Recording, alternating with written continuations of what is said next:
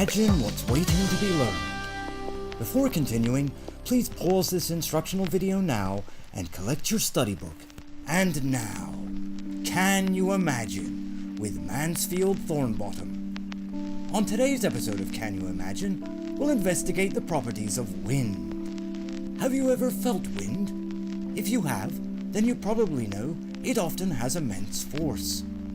Nobody knows what wind truly is. We know that it's caused by a number of conditions, including birds, wind farms, and shifts in atmosphere as both hot and cold air collide. But what is wind? It's difficult to define because, like germs and ghosts, it's invisible. Experiment 1. An experiment was carried out to ascertain whether or not it's possible to contain wind. Our scientist holds the balloon between his two fingers and blows, filling the receptacle with a kind of false wind. Can you see it expand? As the balloon reaches its critical expansion point, the scientist releases the balloon's open end and demonstrates that the wind, while contained, has never ceased to circulate within the confines of the rubber orb. The scientist then blows it up a second time and ties it off at the base.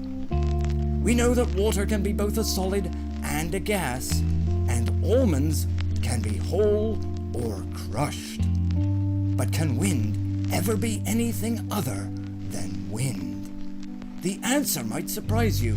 In fact, with enough heat, nearly anything will melt.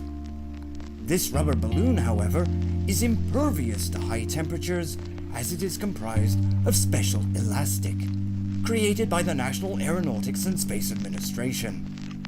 The rubber is heat resistant, but the air inside of the balloon will melt upon exceeding 900 degrees Fahrenheit, thus converting itself into a new viscous material. Our scientist places the balloon gently into a microwave oven and presses the 30-second button, and then steps back, waiting patiently for the transformation to take effect. Do you know what state the air will take upon being heated to this immense temperature? Tell the classmate next to you, or write it down in your study book. Upon opening the microwave, it doesn't appear as if anything has changed. The balloon is just as round and solid as ever. But we know that this visual state can be misleading, as can be extrapolated upon further analysis. The balloon's structure has withstood the heat, and now the scientist picks up the orb.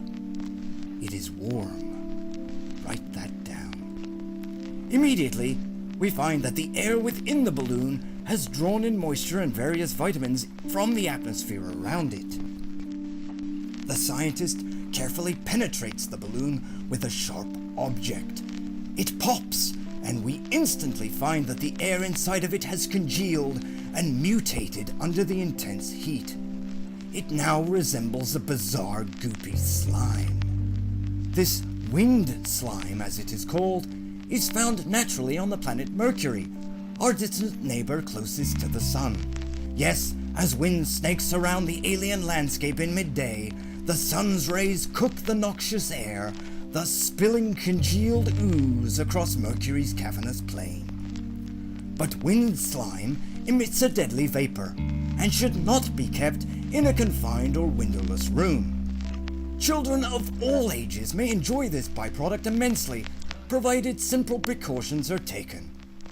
Begin by placing the ooze in a bowl and instructing the children to take it outside.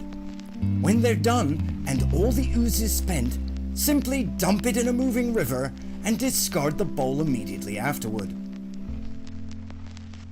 Experiment 2. An experiment was carried out to discover if wind can occur naturally within a home, given the proper combination of both hot and cold air, or if it is strictly a product of our natural environment. The question was proposed during a bizarre occurrence in Oxnard, California, when in 1967, wind seemed to occur entirely out of nothing, thus knocking over chairs, slamming doors, and even causing furniture to move abruptly. This experiment is begun by taking a hairdryer and turning it to the on position. Be sure that there are no open windows that might interfere with our results, and please be aware of water. If the electric current running through the hairdryer were to make contact with a water source, the results could be hazardous, even deadly. Next, we open a freezer door and blow the hot air directly into the open compartment. Almost instantly, we can see a massive increase in the air's movement, ever more so than would have been present given the freezer's natural status. This is a hopeful sign. We'll continue blowing the hot air into the open freezer until enough wind has culminated within the house so as to be self-sustaining. And after a few moments more to this experiment's success, we find a small cyclone has taken shape and is now ripping its way through the kitchen. Already, this experiment has proven fruitful, but it's given further credence when the couch suddenly shifts backward and a closet door is wrenched open. Now we've done it. This windstorm is slowly getting out of hand, and the experiment may no longer be safe. But fear not, for all that's required is the simple act of opening both the front door and a rear window. This will create a wind tunnel and should cause the storm to subside almost immediately. But oh my, it seems as if the window won't open. Next, the scientist grips his head in agony as whispers flood his mind and he screams at the sight of a young child. But an experiment is only failed when no results are documented. And so, in conclusion, we can end this experiment by acknowledging that yes, wind may be produced indoors.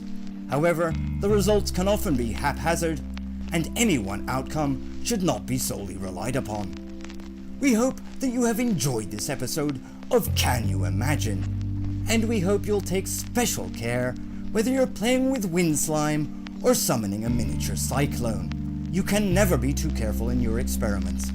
And as always, remember to keep imagining. You may now close your study book and return it to the professor at the front of the classroom.